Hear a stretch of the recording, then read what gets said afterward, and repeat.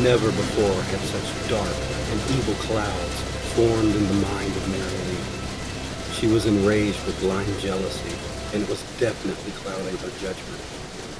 It all started a couple weeks ago when she began to notice that one of her best friends was flirting with her boyfriend, and hopefully soon to be fiance.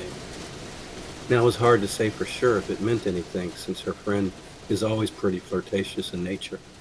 But they had all known each other for several years, and what Mary Lee was picking up on was something new, as this was an entirely new behavior, and it was definitely getting a reaction from her boyfriend, and Mary Lee was not liking it one bit.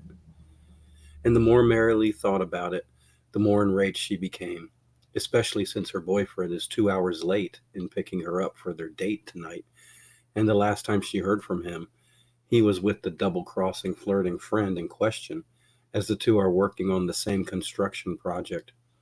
Him with the architectural firm that designed it, and her representing the company that is building it. So the two have been working very closely together and putting in a lot of extra hours. And all of this has gotten Marilee's mind brewing a storm of jealousy like no one has ever witnessed before. Marilee is not one to pester her boyfriend, but 2 hours has also gotten her a little worried. After all, it was a dark and stormy night outside, and she was worried he might have gotten into an accident or something. So she tries to call him, but all the phones seem to be out of order. Maybe not all, but at least hers was. And it's not that it was necessarily out of order, as there was just no signal at all. Just then the entire house goes dark as the lights go completely out. Oh, great. Where did I put those candles? And more importantly, where did I put the matches? Merrily used her cell phone as a flashlight, as that was the only thing it was good for, since there was no signal. She found some candles, and as luck would have it, the matches were right there with them. Lightning was so rampant that she almost did not need any extra light. The sky was filled with flash lightning, and in the deep, faraway distance you could hear the thunder rumble. Truly amazing watching for oneself how much faster light arrives than sound. The clouds grew heavier, and the rains began to pick up so heavy that one could see barely in front of them. One could not see barely in front of them. Mary Lee got even more worried, but the jealousy was still there, as the storm in her mind also raged on, as she knew, had he only shown up on time for their date like he was supposed to, he could have avoided the storm entirely. What upsets her the most was that he would be able to use this storm as an excuse to justify why he never showed up for the date. And she would have to believe him because it is such a horrible storm. But still, if he had only just shown up on time, none of this would even be an issue. They would be out fine dining, eating the best of the best, and watching the rain as a romantic setting through the glass windows of a five-star restaurant. After lightning After lighting up the main room and the kitchen with the candles, she tries her phone again, but still there is no signal whatsoever. It's got to have something to do with all this lightning and the storm, she says. The candles were creating moving and flickering shadows around the room, as there was a consistent draft that comes up through the old wood floors.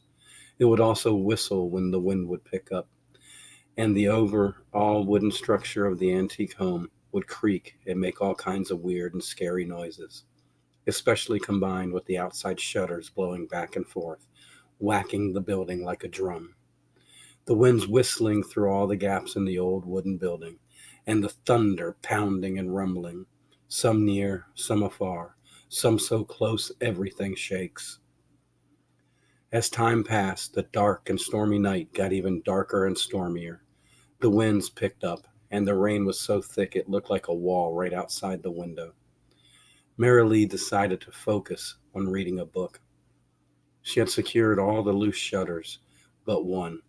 It seems its latch was broken, so it kept slamming back and forth with the wind, and it would happen out of nowhere, and sometimes would scare the crap out of Merrilee. She's about ready to delve into her novel when she hears dripping. At first, she just thought it was the intense sounds from the outside deluge, but her senses kick in to the fact that these were mere droplets. So she puts the book down and picks up her cell phone to use as a flashlight again, and begins to hunt down the drip, only to realize she is hunting down drips. She gets some pots out of the kitchen and places them under the drips. The storm continues to rage on. The shutters slam and scare her once more. But then she realizes it is not the shutters at all, but the front door. There it is again. Unmistakable, someone is knocking at the front door. She hurries to answer it as she has so many questions for her boyfriend. Only upon opening the door she realizes it is her best friend in question, the one that has been spending so much time with her boyfriend, hopefully soon to be fiance. Hey, come on in out of the rain. Here, dry off with this. Where's, they both asked each other at the same time, followed up with answering to each other in unison. But I thought he was with you. Oh, never mind him, said Merrylee. Get in here by the candlelight and dry off. You're shivering something fierce. Is everything okay? Before she could answer, the grandfather clock began to chime and scared them both. The two of them laughed, and Merrylee invited her friend into the kitchen to make some hot chocolate, as the stove is gas-powered and not electric. The lightning became more intense, and the thunder louder. The dark and stormy night was all of a sudden a bright and stormy night because of the amount of lightning.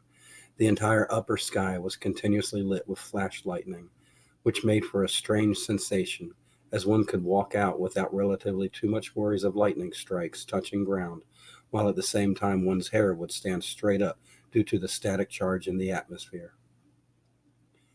While sharing cocoa together, her friend opens up and tells her everything. It all started a couple of weeks ago. At first, it seemed like innocent flirtation, but then it led to lunch dates, then dinner dates, then breakfast dates, if you know what I mean. Why, you little. Just then, the front door swings open, and a gust of rainy wind blows in along with her boyfriend and a strange dude. Then her friend continues her story without skipping a beat. Well, here he is now. How in the world? I thought you were in, but you're here now with me. How is this possible? Oh, never mind. Give me a kiss. Then her friend embraces and passionately kisses the strange dude. And at that moment, it all became clear to Merrylee. And all those dark, evil clouds she had formed in her mind vanished. Then her boyfriend walks up to her and takes her by the hands.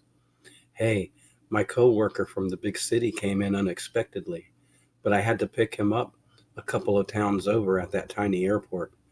I hope you don't mind me being a little late.